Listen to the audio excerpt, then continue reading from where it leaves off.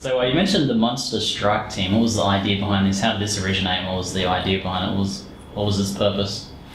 So the Monster Strike team was kind of born out of the idea that we wanted to have these really iconic monsters. You have these epic heroes. You want epic monsters to slay, and to do that, you want to make sure that you're bringing all the best ideas to the table. So what we did is we got people from every different discipline, whether it was programming and sound and design and getting a modeler and an animator in there so that everybody could work on the fly, and we could all get in the small room and look at the stuff that we're working on and play it all there. We can actually look at the characters all running around in West March, and we'd be like, you know what, like these need to be tuned up or tuned down, or it's completely stupid that the skeleton shoots you, walks backwards, and then shoots you again.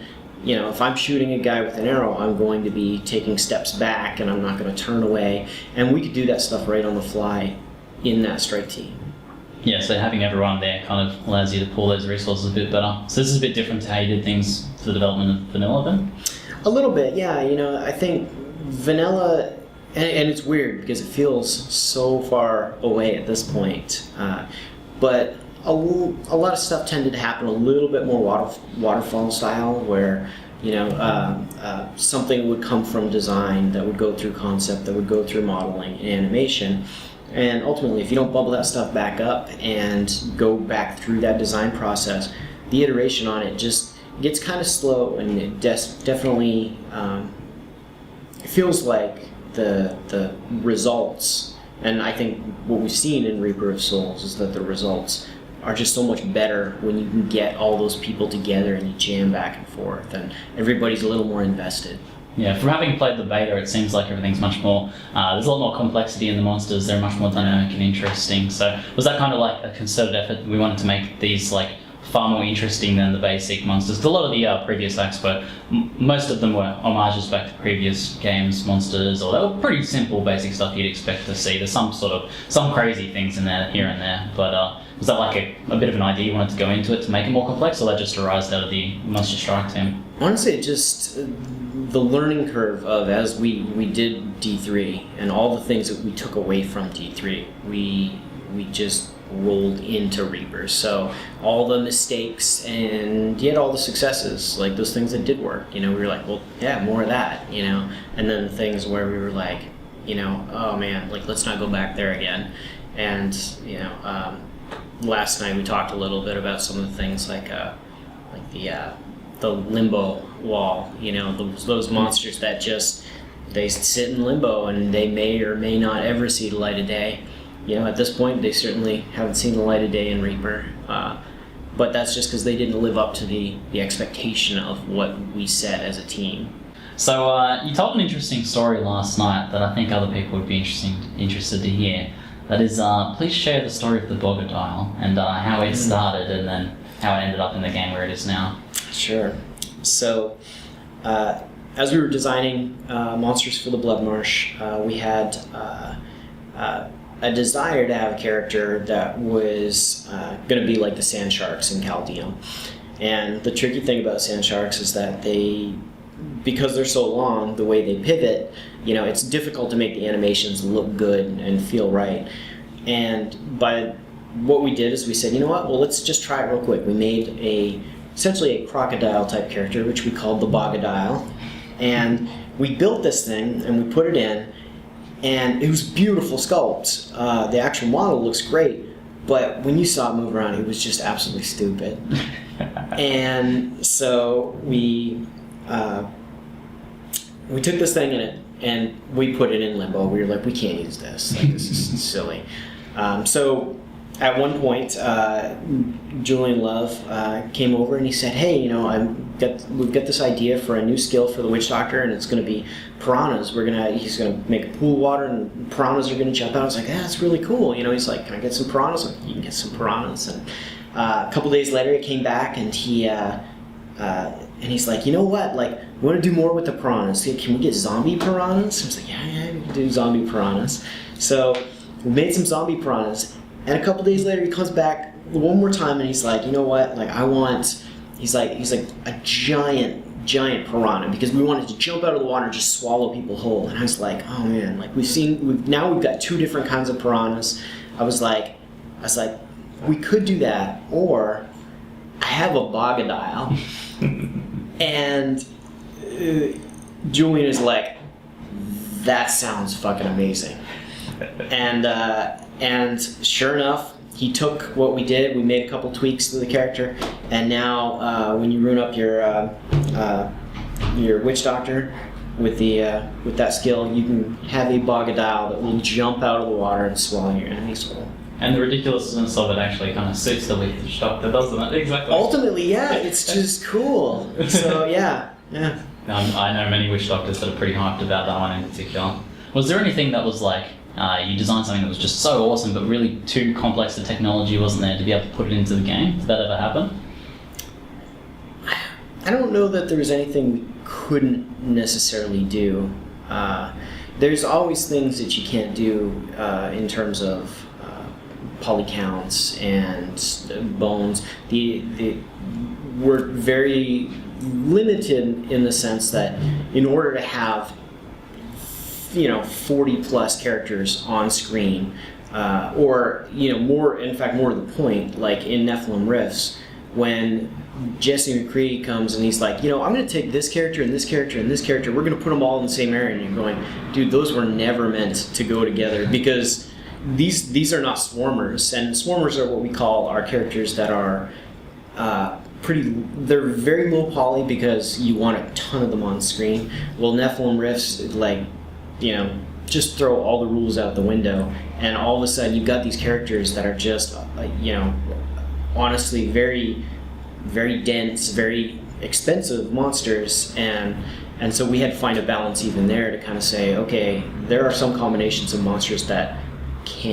you can't put them together because they're just too expensive.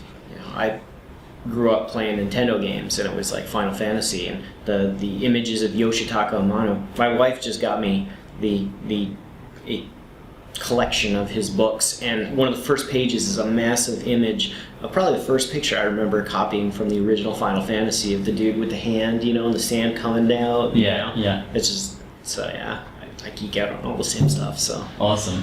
Yeah, I was a big Final Fantasy fan too myself. But actually that reminds me, what's something that inspires you a lot when you're working on art for Diablo 3, or when you try and direct the team towards certain art? Is there something like, if you're stuck, you refer back to? Like earlier before the interview you mentioned you're a fan of like Lord of the Rings. Does that sort of come into it? The thing I like about things like Lord of the Rings and films that do it really well, and I mean, I'm a huge film buff. I've got just hundreds and hundreds of movies, and listen to all the commentaries and all the behind the scenes stuff. It's like the ones that do it well, are the ones that have that attention to detail, that little bit of storytelling, that it's the way the threading in something is cut. It's the choices of what kind of jacket to put on this character. It's and the thing is, those are exactly the sorts of things that we try to bring into Reaper of Souls. We're looking at those characters. When you see the Malthael's minions, you know they're Malthael's minions because they are, they share some of that design language, and there is that kind of almost emaciated, skeletal, silvery, it was a very specific decision to push things in this kind of silvery blue direction, as opposed to, the warm gold glows that you see normally you'd associate with the angels, and it really kind of separates the two. Yeah, so was that idea to like this like blue energy thing that comes through in a lot of the monsters and Malfoy and all that? Does that come out of like being an opposite to the like angel thing? It's also pretty opposite to the demons as well. It's quite different to them. Yeah, it definitely pushes them apart. And I mentioned when Josh Mosquera, when he kind of coined this phrase of haunted apocalypse to describe just the West March area, it cued everybody into this idea of, well, what would that mean to you? And it's that ethereal energy, it's the kind of ghostly aspect of things. Even the lights in West March have kind of the mist that kind of seeps off them, and everything speaks to that same design language. Act 5 as a whole seems a lot darker compared to the previous acts. Even like Act 1, which is kind of set in like, the crypts and all that sort of stuff. It was pretty dark, but overall had like that red and blue tones to it. But Reaper of Souls is definitely a black game. Like, seems like a true return to form. Is that kind of like an idea right from the very outset, or did that arise out of like the design of Malfoy or something like that kind of extended out? How did that come about? I think by the time we got done with D3, like we went a lot of cool places, and people dug a lot of the stuff that we did, but there was definitely room to go back into the dark gothic medieval world. And I think a lot of the team, I mean, we are here at Blizzard because we've always loved the Diablo franchise, and the thing is that there was definitely room to kind of push down this place. And it makes a lot of sense. You've got Malfoy, Angel of Death, comes down, and it's all the terribleness that he brings with him. The whole world gets a little darker, a little scarier, and we just carried that through the entire game. So coming up with the look of Malfoy, was he like the first point for you guys in designing like the look of everything else? It feels like everything kind of follows his look, all of the memes and things like that. How did that work out? So he was actually in progress around the time when we started to design the Death Maidens. And the Death Maidens, the interesting thing about them is that was the thing that connected all the minions to Malfoy, and it was like certain design choices about, she had the big hood, she's got the blue energy and the metal and stuff and the filigree. Well, the interesting thing is as Malfoy, he's getting refined, and the overall look of him is pretty set at this point, but then we were taking a look at how can we bring some of his design language into things, and she was the first one. It doesn't hurt that she's got a giant sigh, but then it kind of flowed out from there. So Diablo has a pretty like restricted design element in its camera angle. Like, that's a very fixed thing that you guys have to deal with. I imagine that there's some really difficulties in like designing something that looks good at that angle. So what sort of like goes into that? What do you have to consider? You're totally right, because it's one of those things where at times, we will sketch something up and it's like, okay, this looks really, really cool, but it looks really cool from that angle, and sometimes it looks cool from that angle, and because it's got rim lighting peeling over it, and it's just all the things that make it cool are not the things that are going to make it cool when you actually put it into a game and you're looking down like 30 feet or whatever, onto a battlefield. And that's why, there's real distinct decisions about the silhouettes. If you look at the silhouettes of the characters, you want to read them very quickly, like be able to tell them apart. And so we push those things further apart, even with the heroes, the things like the helms and the shoulder pads. Those are those opportunities to get that real kind of push and make those things feel a little bit different. And again, it feels a little exaggerated, particularly when you get to that front screen and you're like, whoa, that feels a little oversized. But the thing is that when you see it in game, that's what we shoot for. And we've said it again and again, we always refer back to gameplay first, and all the decisions we make are based on, does it support gameplay? Yeah, the players certainly appreciate that you can instantly recognize something based on its silhouette, because you gotta recognize those threats, especially if you're playing hardcore and you need to stay alive. Mm-hmm. That's it. God damn you lunatics! So I'm sure there's lots of artists out there that would love to take what they do and work for a game company like Blizzard, working on games like Diablo. What sort of advice would you have for those people wanting to get into that?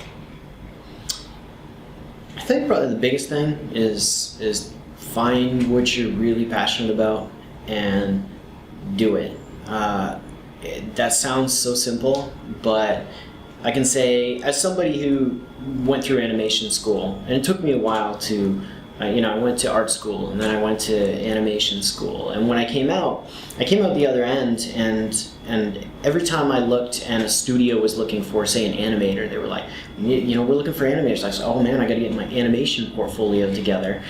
And really, I didn't want to animate. It was more like a case of, hey, I could get my foot in the door and then I could do this. Well, the guy who's going to get the animation job is the guy who has been working on his animation for the months and months, not the week that you put together your animation reel. So I would say find the things you really enjoy doing, just do it. And all that, just beating on your craft and getting better and better and better, will put you in the position that at some point people are gonna dig your stuff enough that they're like, yeah, that's somebody that we want. And once you've done that, make sure you're putting it out there. You know, the thing is, the internet's a big place. There's a lot of places you can share your stuff. And again, if you're making cool work, people are gonna see it. People are gonna dig it. I can speak personally, you know, in that when Blizzard tapped me on the shoulder, they caught me on the forums. They're like, hey, we've been watching your stuff for a while. We'd like for you to come talk to us. You know, it was a little over 6 years ago, and you know, the rest is history. So yeah, look where you are now. That's it. That's amazing. I think that certainly resonates with me as well. So thanks a lot, Paul. It was great having you on. cool. Thanks, man. Awesome.